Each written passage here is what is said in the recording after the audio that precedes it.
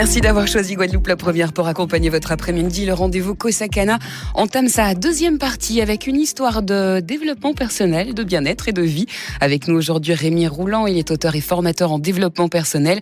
D'une expérience de vie s'est forgée une vocation, celle d'aider à retrouver un sens à son existence, à composer de nouveaux schémas de vie pour aller vers l'épanouissement. Bonjour Rémi Rouland.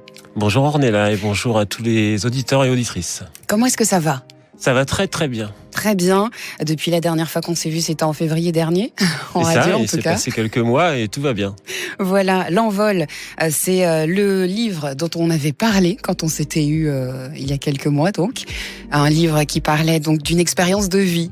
Et de là, tout commence en fait. C'est ça. Et quand j'ai arrêté tout a commencé, j'ai pas menti. Ouais. Parce que je peux vous dire que depuis que je me suis retrouvé, ça a bien évolué et ça continue.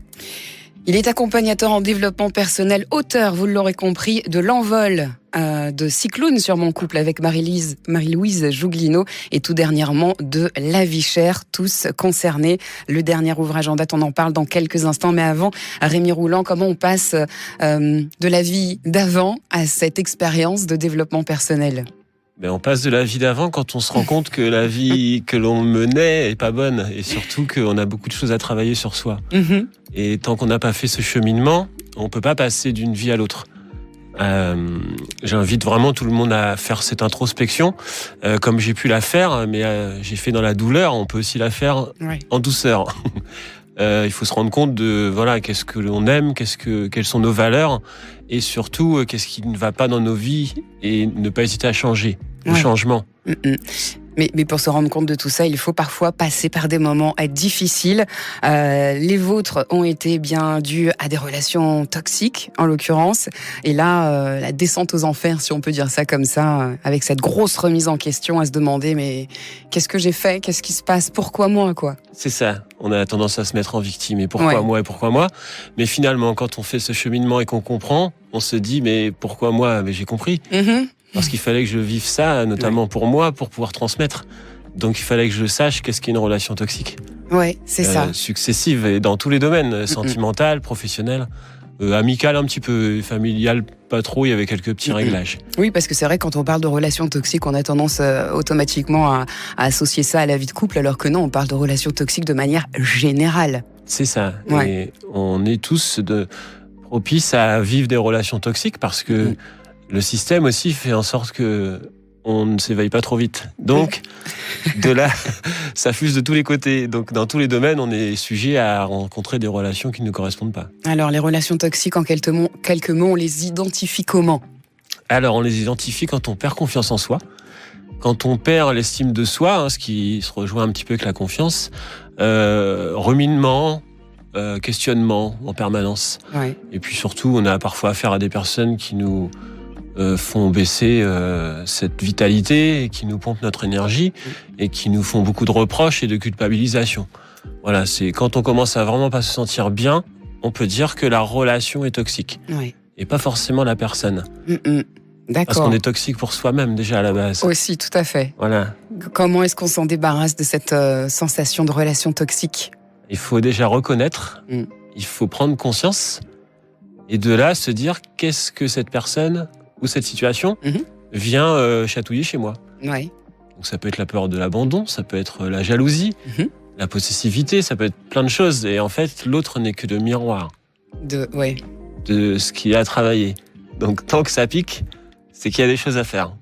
Qu'est-ce qu'on doit utiliser et comment est-ce qu'on arrive à justement trouver ce chemin de raison pour pouvoir analyser ces situations et puis les éradiquer avec le temps ?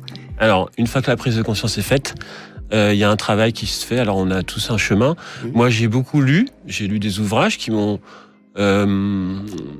mis des mots sur ce que je ressentais. Parce que pour ma part, l'hypersensibilité, c'est quelque chose que je ne connaissais pas vraiment. Une fois que j'ai posé les mots sur ce que je suis, l'idée c'est de se découvrir et savoir qui on est. Oui. Et tant qu'on n'a pas cette notion de qui on est, ça c'est pour répondre à la question comment on fait, c'est tout ce travail. On essaie de savoir qui on est et de là de quoi on a besoin. Et en fonction de ça, on fait du tri après. C'est-à-dire que tout ce qui n'est plus nécessaire pour évoluer, on dégage. Il faut avoir la volonté pour ça. Voilà, il faut Important. surtout avoir confiance en soi, mais ça se fait pas en claquant des doigts, mais plus on a confiance en soi, plus on se dit, ça c'est pas bon pour moi, je coupe. Oui. Et je ne reviens pas dessus. Voilà. Et tant qu'on est dans ce manque de confiance, on a ce doute de dire, ah mais s'il faut, c'est moi, ou Ouais, je vais me tromper, je vais regretter, mais il n'y a rien à regretter parce que tout est juste dans le parcours, et même ce sur quoi on pense qu'on a été trop longtemps insistant. C'est tant qu'on a vécu une relation, une situation qui ne correspond pas longtemps, c'est qu'on n'avait pas compris. C'était pas le moment. Tout simplement. Et ça dure combien de temps ? En combien de temps on peut bien justement réaliser qu'on est dans cette relation toxique, qu'il faut en sortir, qu'on en sorte et qu'on avance vers autre chose ? Le chemin est long ? Le chemin peut être très long si on monte pas la première marche. Oui. Et tant qu'on est dans cette situation ou cette relation, en fait, on travaille sur soi, mais si l'environnement est toujours toxique, le progrès il est pas aussi rapide. Alors l'idée, c'est de couper, vraiment. Et de se dire, alors, quand c'est vraiment identifié toxique, on coupe, et de là, il y a une petite descente qui est normale, parce qu'on change d'environnement, les habitudes changent. Si c'est en couple, l'entourage change aussi. L'entourage change, voilà. Et du coup, on se retrouve là un petit peu en période d'isolement, qui est nécessaire aussi. Mais j'imagine difficile aussi. Oui, surtout quand on est parfois, comme je l'ai été, dépendant affectif. Oui, c'est vrai. Là, se retrouver seul, c'est la pire des choses. Mais c'est pourtant cette période qui permet justement de faire cette introspection. Et donc, une fois que le ménage est fait autour, qu'on continue l'évolution et de se dire, je suis ça, mes valeurs, ce sont celles-ci, je pose maintenant mes limites, mais les choses arrivent au fur et à mesure. Et plus on travaille sur soi, plus les bonnes choses arrivent. Une histoire de vibration. Exactement. Bonne vibration, de préférence. À 15h22, Rémi Roulant avec nous sur Guadeloupe. La première, on parle de ce premier déclic, cet envol pris il y a 3 ans, maintenant, plus. Alors, j'ai commencé le travail sur moi il y a 4 ans. Ouais. J'ai quand même attendu presque un demi-siècle. Et presque. Ça a été quand même relativement vite. On va dire que... l'envol date d'il y a 1 an. Oui. Le livre. Oui. Voilà. Mais l'idée avait émergé il y a 4 ans. Okay. Je m'étais dit qu'il fallait que je partage mon expérience, mais il manquait le cheminement. Oui. Donc je ne pouvais pas partager seulement les relations toxiques. Ça n'a pas de sens. Oui. L'idée, c'est de donner des clés. Donc de transmettre. Et c'était mon idée de faire ce livre, c'est de dire, je donne les clés, je donne des impulsions, et les gens se reconnaissent dans mon parcours. Ouais. Voilà, mes lecteurs me font des retours. Et j'ai ce retour de dire, les gens me disent, mais t'as écrit pour moi. Parce qu'en fait, une relation toxique se ressemble, peu importe les personnes. Le parcours est le même, le procédé est le même. Et le fait que les gens se reconnaissent à travers moi, ils prennent évidemment, pour exemple, ce que j'ai fait pour... Et justement, quelque part, c'est ce qui a donné l'impulsion à cette action, ou en tout cas à ces formations en développement personnel qui sont venues après, justement, aider les autres. C'est ça. Quand j'ai commencé à découvrir qui je suis, on en avait parlé dans la précédente émission, on a parlé de numérologie, qui m'avait permis de savoir que je suis quelqu'un qui doit transmettre. Je n'avais pas le métier qui permettait vraiment ça, je n'avais pas non plus les relations qui allaient en face, et quand j'ai commencé à me dire je vais me mettre en phase avec ma numérologie, je vais peut-être commencer à faire des choses qui me correspondent. Et c'est pourquoi je suis venu m'incarner sur Terre. Donc le livre, c'est la transmission. Et formation aussi, puisque c'était ta question. Oui, et d'ailleurs, les personnes qui viennent vous voir pour justement ce développement personnel font le lien avec l'envol qu'ils ont lu.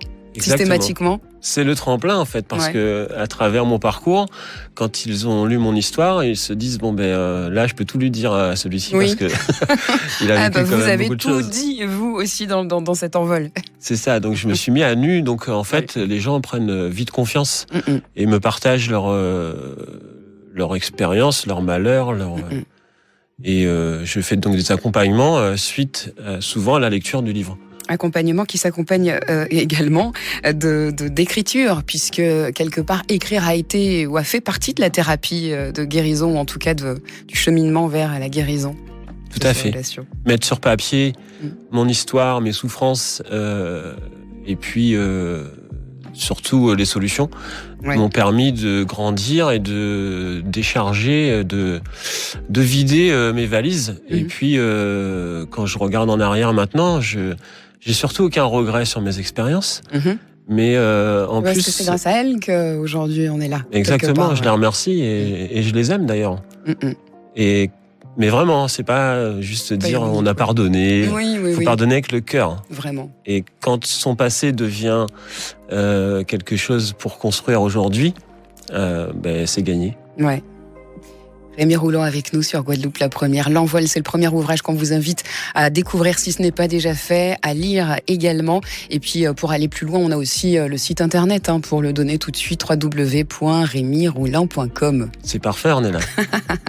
On marque une petite pause et on se retrouve dans quelques instants. On continue à découvrir ou redécouvrir Rémi Roulant à travers ses ouvrages, mais également à travers ce développement personnel. On parle de prendre conscience de qui on est quelque part pour pouvoir aller là où on doit aller.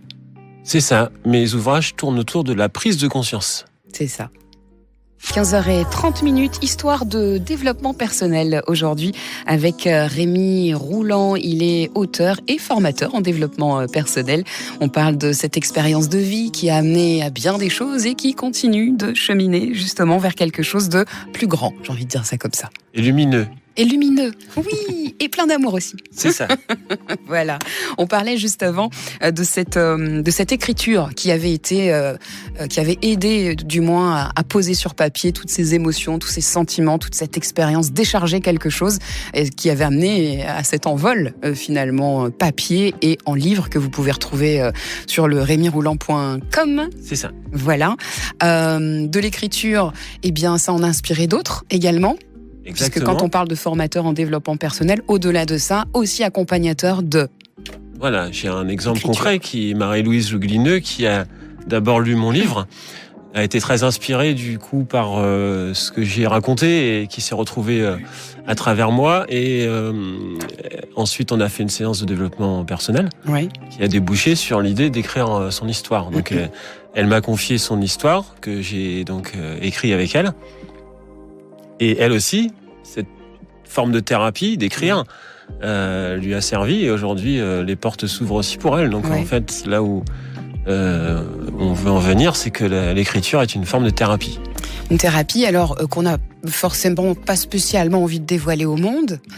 Il faut d'abord passer un accord avec soi-même. C'est ça, parce qu'il faut être en mesure de se dire que tout le monde va lire ma vie, en fait. C'est ça, la famille, les amis, les gens parce que c'est intime en plus, c'est-à-dire que les histoires, elles sont intenses, que ce soit dans l'envol ou dans le cyclone sur mon couple. On parle de vie avec des événements et des gens qui peuvent s'identifier ou se retrouver complètement là-dedans, et peut-être même pointer du doigt s'ils se reconnaissent ou si quelqu'un les reconnaît. Enfin, c'est délicat quand même. Eux se reconnaissent, mais ils ne sont pas nommés, évidemment. Oui, non, mais je sais bien, heureusement. Voilà. Heureusement, on aurait du scandale, on aurait de quoi créer un magazine People avec ça, du coup. L'idée, c'est pas de pointer du doigt, d'incriminer. C'est plutôt de raconter ce que nous, on a fait, la prise de conscience, encore une fois. Qu'est-ce que nous, on fait pour aller mieux ? Parce qu'on ne peut pas compter sur les autres. Et quelque part, est-ce que ce besoin de l'écrire et de le transmettre au monde est aussi salvateur, si je peux dire ça comme ça ? Mais oui, moi, j'ai des lecteurs qui me disent « mais c'est fou », et qui me racontent du coup leur parcours, et je me dis « mais c'est moi il y a 4 ans ». Donc en fait, je suis en train d'aider des gens qui sont dans la situation où j'étais il y a 4 ans. Et c'est ça qui est dans l'évolution qui est formidable, parce que on aide des gens, et il y a 4 ans, c'était nous qui avions besoin. Et c'est très valorisant. Une prise de conscience également est importante quand on se met à l'écriture, et cette prise de conscience, elle va de manière générale au-delà de sa vie personnelle, elle parle de la vie de manière générale. C'est ça. Et là, quand j'ai fini d'écrire l'envol, je me suis dit, qu'est-ce que je vais écrire après ? C'est ça. Donc après, j'ai écrit Cyclone sur mon couple. Mais alors, j'ai quand même une question, parce que l'envol, c'était ce côté où, en effet, il y avait besoin de décharger quelque chose. C'est-à-dire qu'il aurait pu ne pas y avoir d'autres livres derrière, puisque finalement, le travail est... Enfin, en tout cas, ça y est, c'est dit, c'est fait, changement de vie opéré, on avance vers autre chose. Cette envie de continuer à écrire, finalement, elle naît d'où ? Parce que j'ai pas tout dit dans l'envol. D'accord. Parce que je voulais pas perdre le fil conducteur qui était le travail sur soi et la renaissance personnelle. Voilà. Mais j'avais plein d'exemples à donner dans l'envol. Et d'où ma question juste après de dire qu'est-ce que je vais écrire. Alors, c'est venu assez rapidement. Je voulais écrire un deuxième ouvrage sur les comportements. Donc nos comportements, soit je faisais des thèmes, jalousie, colère, et puis finalement, je me suis dit, mais il y a quelque chose qu'on vit tous les jours, c'est la consommation, et pas que, aussi le service. On n'est pas toujours satisfait du service rendu, et j'ai quand même quelques exemples en tant que consommateur, et aussi de mon parcours professionnel, puisque j'ai été dans la grande distribution pendant 30 ans, dont 12 aux Antilles, et il y a beaucoup de choses à dire.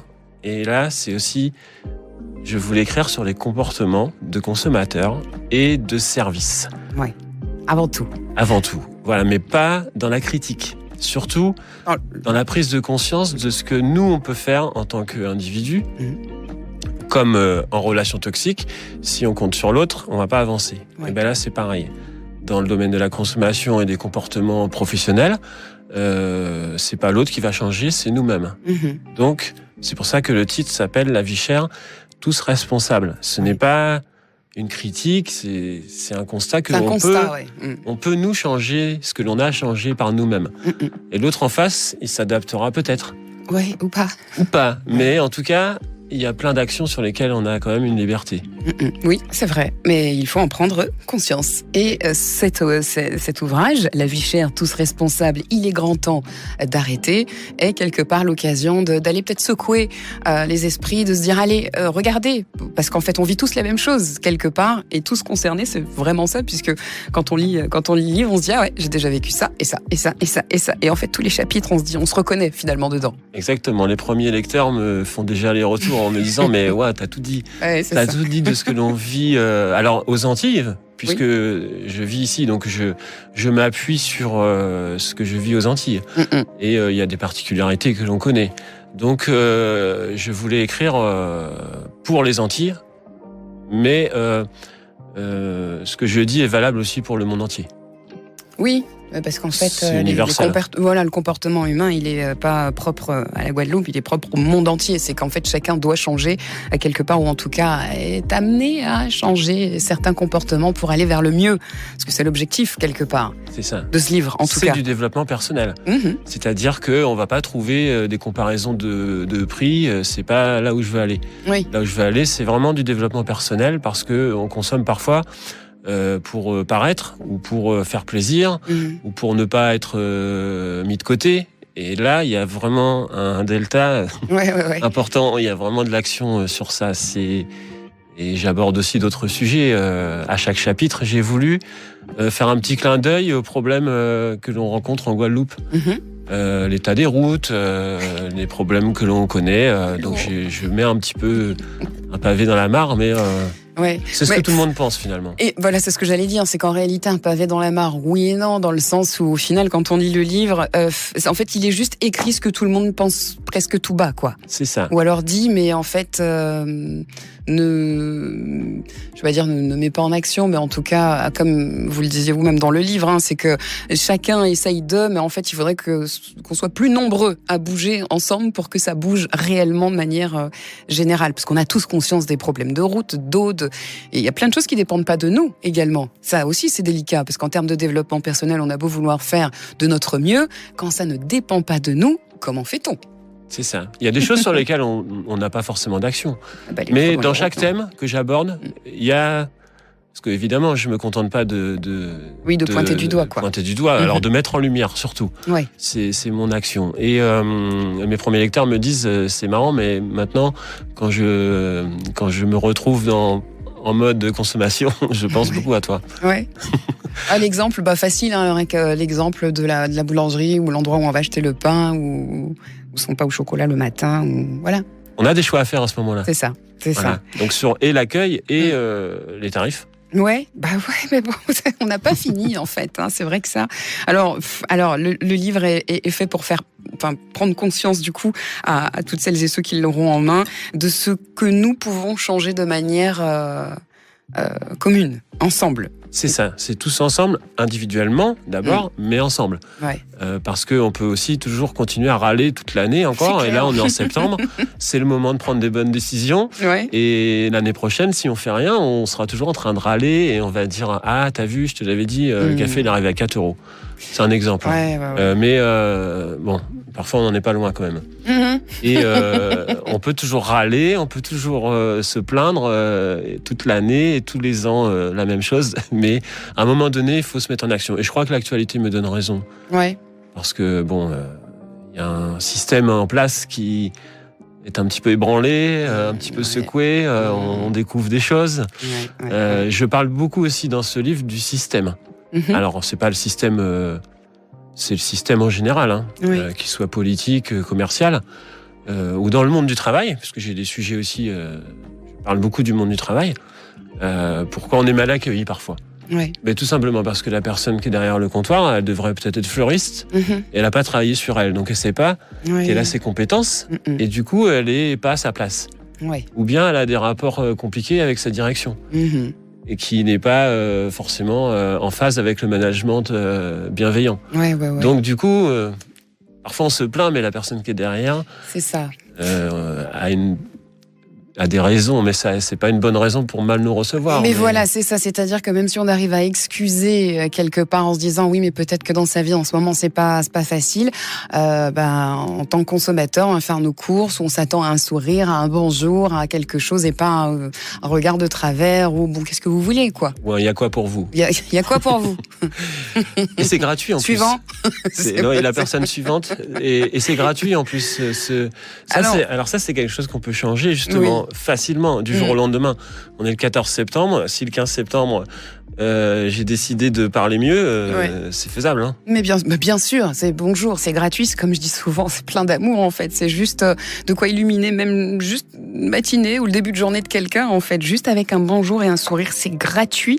Ça fait du bien en plus pour la personne qui transmet son sourire et à la personne qui le reçoit également. Ça fait du bien à tout le monde en fait. Et je dis ça souvent finalement, ces petites marques d'attention, d'amour comme j'aime les appeler, il suffit pas de grand chose pour rendre les gens heureux. C'est vraiment. Et on reçoit ce que l'on vibre encore une fois. Donc, si on vibre la colère, on va recevoir de la colère. C'est ça.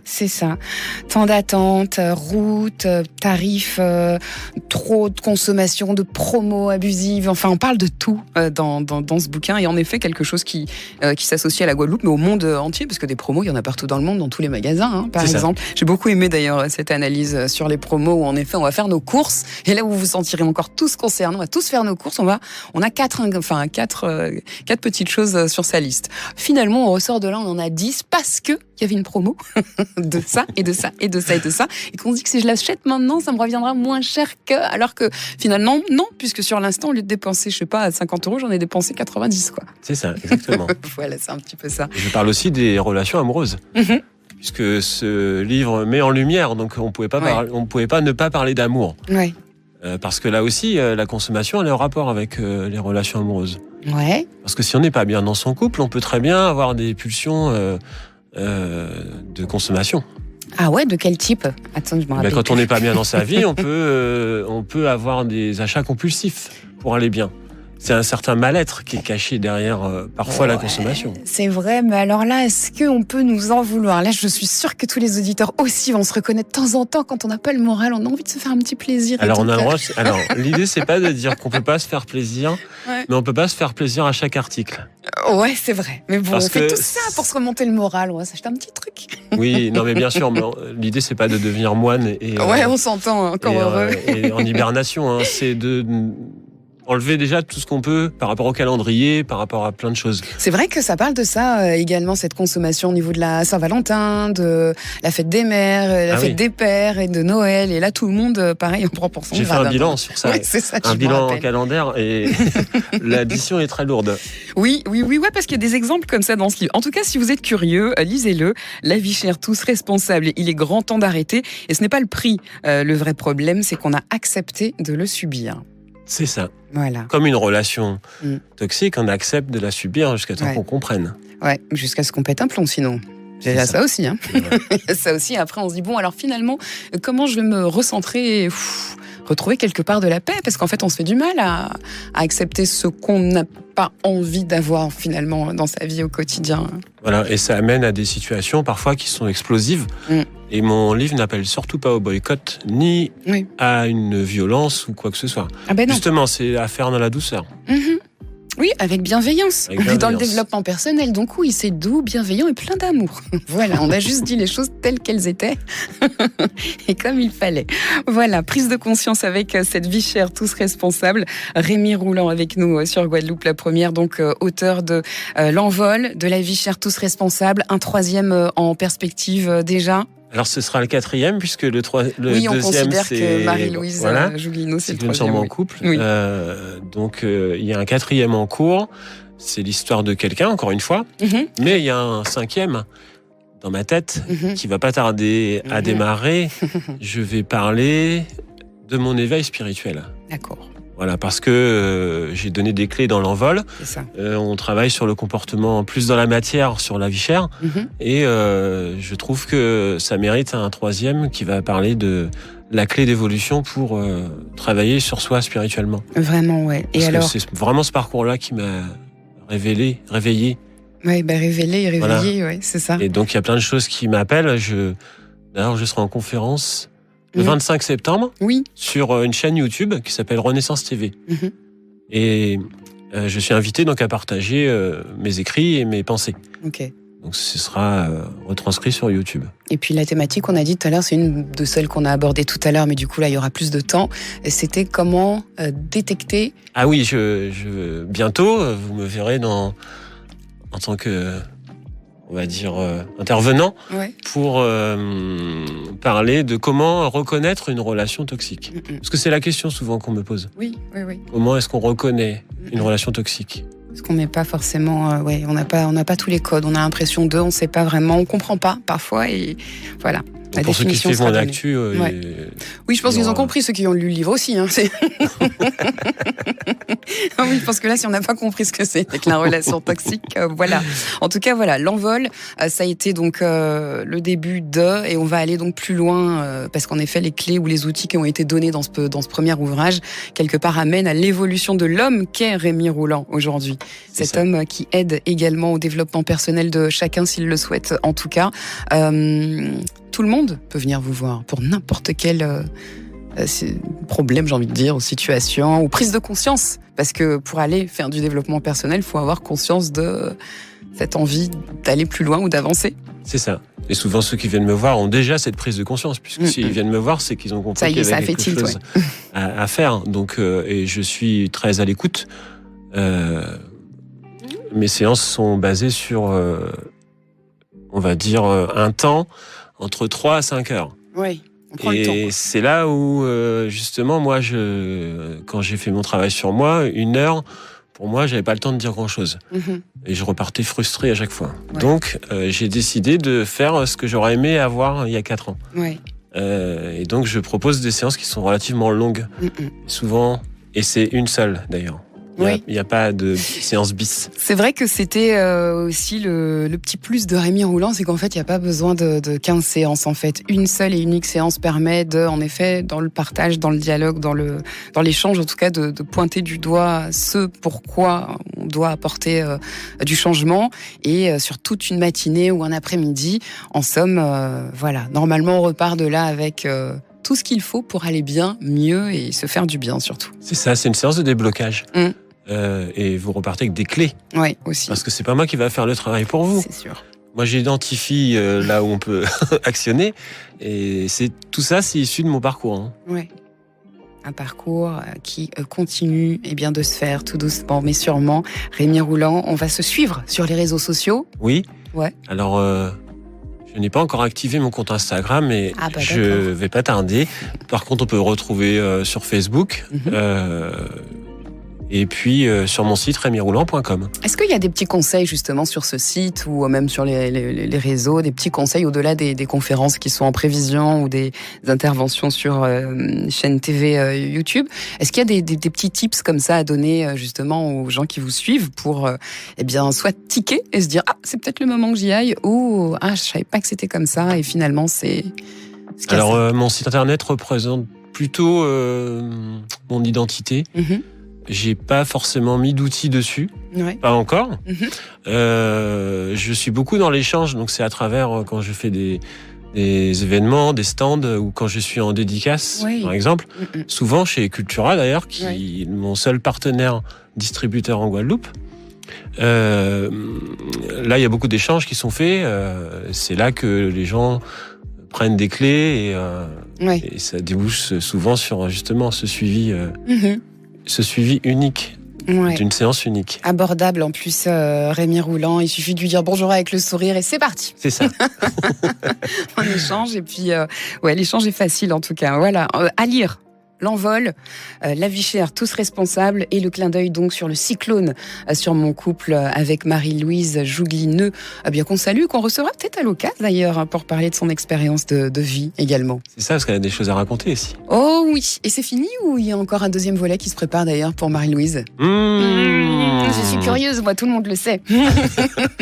On lui demande et je pense qu'elle est bientôt prête à ce qu'on fasse le prochain. Ouais. Ok, bon. Elle n'a pas tout dit non plus. J'ai déjà dit beaucoup. Mais quand on a cette démarche, au final, on se dit « Ah, j'aurais pu dire ça. » J'aurais pu dire ça, mais finalement, c'est pour le deuxième. Oui, d'accord. Bien, on va l'attendre avec impatience, celui-ci aussi. Après le cyclone, qu'est-ce qu'il peut y avoir?